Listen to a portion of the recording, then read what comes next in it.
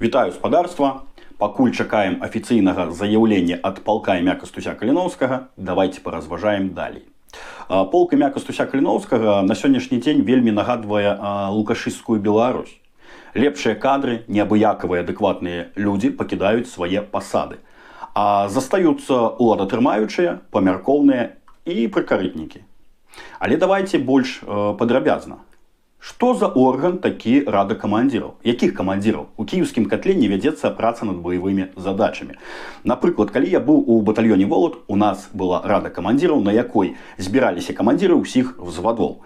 Розвідкі, БПЛА, медрота, ПТРК, ПЗРК, мінаметнікі, кулямётнікі і так. І планавалі баявыя задачы на бліжэйшы час. Колькі чалавек, з якіх підроздзелаў, на якіх накірунках і так далей, і так далей.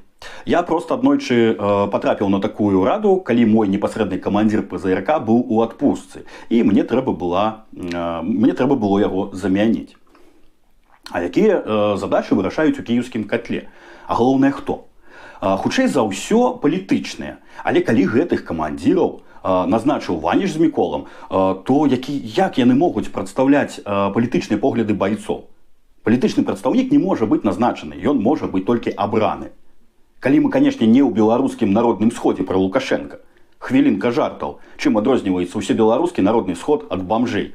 Бамжы маюць сваё меркаванне. Але спадарства не да жартаў.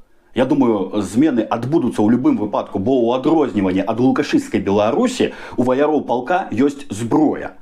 Я, зразумела, ні да чаго не заклікаю, тым больш, што я ў Варшаве. Але калі дэмакратычна немагчыма правесці змены, то можа быць усякае.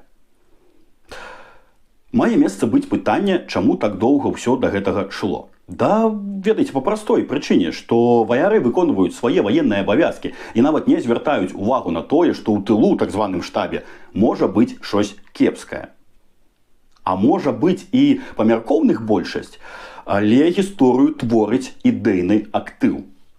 Але ўвага, калі мы пройдзем кропку невяртання, то на палку можна будзе ставіць крыж. Бо дадзенай структуры уже нічога не дапаможа. Ведаеце, можа, беларусы насамрэч атрымоўваюць тое, што заслугоўваюць. Давайте разам абвергнем гэту тэзу. Падтрымліваем нашых ваяроў. Жыве Беларусь! Слава Ўкраіне! І невялікі спойлер. У гэты аўторак, 30 красавіка, на Еўрарадыё са зміцерам Лукашуком я і Максім Шабуцкі будзем адказваць у жывым этэры на ўсе пытанні. Калі у вас ёсць пытанні, то пішыце. Пабачымся і да перамогі разам. Слава Ўкраіне! Жыве Беларусь!